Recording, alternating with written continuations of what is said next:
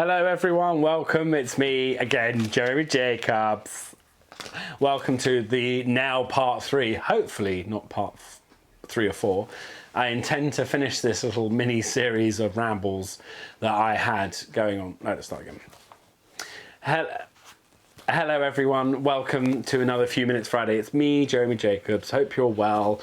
This video that I started recording, I like to keep these videos to under 10 minutes, and I realized that in the last 2 videos, in the last 2 weeks, I was kind of like rambling a little bit and went off on a little bit of a tangent, and I didn't really get to the kind of final point that I wanted to make.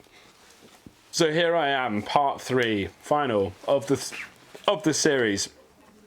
So I was talking in the past couple of weeks about life choices, making choices in life, and this coming from this place of us not being enough. And if we are confident in ourselves and we feel that we're whole and complete as humans,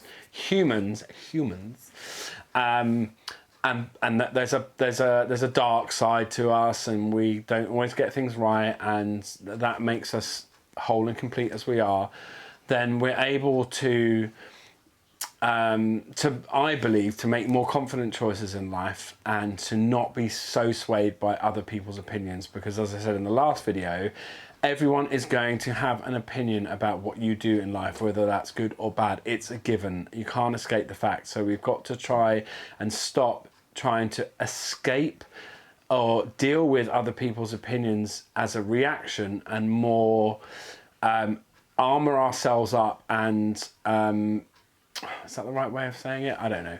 Armor ourselves up. I don't want that to come across like as in a protection, but to build up the confidence in ourselves, to be able to see people's opinions as just their view on you. And it doesn't mean it's right or wrong or good or bad. And it doesn't mean anything about you, which is where shame and guilt comes in, which I touched on last time. Now I have these notes here that I've had in front of me now for about an hour. I haven't got to the points that I was trying to make. And that was it. Yeah, so just coming back to the original starting point of, this video is intended to help provide some whatever it is, inspiration, guidance, whatever you want to call it, for you living a life that you love. And it's really important for me, for myself, to realize that I have one life on this earth, irrespective of your beliefs. This is my belief. I have one life on this earth, yeah, and I intend to make the most of it and to get the most out of it. And sometimes that includes having to make decisions or make choices or change behaviors or change the kind of dynamics you have in a relationship that is going to potentially upset other people. It's going to make people question.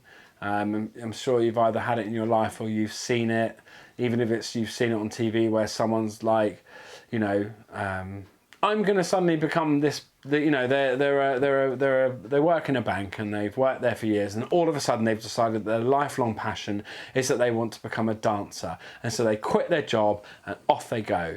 And you can see the people in their lives react to that and go, oh, it's not a very good idea, or he's not going to be very good, or blah, blah, blah, all that sort of stuff, yeah. And so the purpose of these videos in the last 3 videos was to kind of provide my view on it, to help you to be able to make those decisions in life powerfully, and deal with the reactions that you might have. Okay, so the last 2 videos about not being enough and realizing that people are going to have opinions anyway is a fact of life, yeah. So I came up with this phrase a while back, and it was like, in life, people are either going to look up to you or look down on you, so you might as well carry on what you're doing. I guess that's kind of the point I'm trying to make. One of the most important things when making these changes in life, or trying to change, change your career, whatever it is, whatever you're trying to change, is making sure that you put really clear boundaries in place for yourself and for other people. Now, this is a technique that I'll probably pick up on in another video in the future, but boundaries for me is a really nice way of putting it, because you're setting a clear kind of like demarcation around yourself. I'm thinking of this just, conceptually, but you're putting a boundary in place to say, and it's clear. Yeah, if you go into a supermarket at the moment, they've got boundaries up where you can and can't stand because of social distancing. That's a really good example. It's really clear. This area you cannot stand in. Yeah, and it's made very obvious to other people, and it's communicated clearly, and it's there. This is my boundary. So for example, you might have someone in your life, I'm using this as a personal experience, but you can translate this into your work environment, and that would be to say, you might have someone in your life who is very dramatic, gets very upset very easily, and you've decided that actually it's not your responsibility to be responsible for those person's feelings. Preface that with, as always, that some people have some serious mental health issues, and I'm not talking about these people. I'm talking people who are generally sound of mind and have got a way with being a certain way in a relationship for quite some time. This is where boundaries are really useful, where when that behavior happens again, is to be really clear with that person. This is my boundary. This is what I am willing and not willing to accept. And that is to say, for example, that when you get upset like this and you start throwing things around or you start kicking off, I'm not going to be involved in that conversation. I'm going to put the phone down, I'm going to walk away, and I'm going to let you cool down and me cool down, and we'll come back to it when we've calmed down. And if you do it again, I'm walking away.